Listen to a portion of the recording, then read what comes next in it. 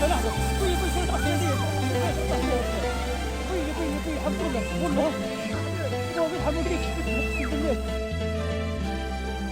الله وغني الأحوال. سبحان الله والله.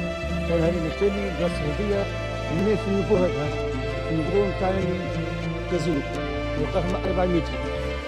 شوفوا سبحان الله ترجع في مكان هذه راهي البارتي هذه تعطينا منها بطوف. ستكون البطوف هذه تعطينا نتهلاو من هنايا. شوف اليوم حاجة اللي نقدم نفسي غادي نقدم هنايا أمور كبيرة وعادة اليوم نكون رجعت تاني. سبحان الله.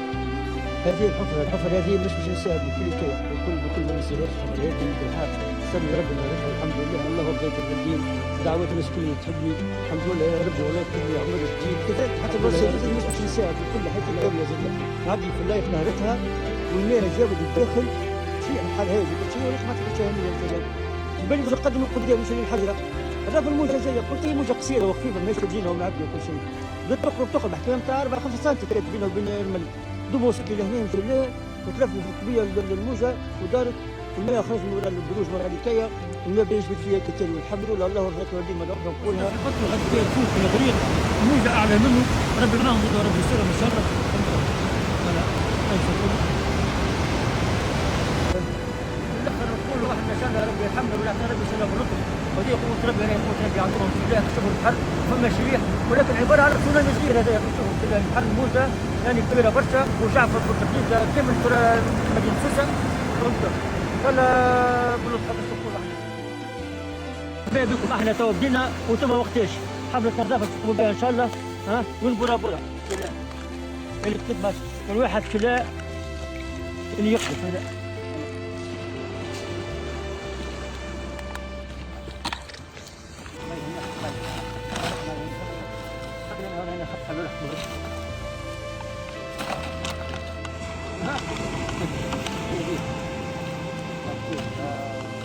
يا ليش هذه القطعة كبيرة؟ قلنا بلي نقطع بلاد. إن شاء الله بس تمشي على الموال الجاية ونجيو نعاودوا بعضنا بلاد يعني يدي يفيدك وكل التعاون فهمت؟ هاتي كيف تكون ايد في اليد بلي تقدر. بسم الله الرحمن الرحيم. ندخل بشرف الساحلي بيد في اليد. الحمد لله اللي حاب يجي يتفضل. حاب يشوف مرحبا بك حبيبي.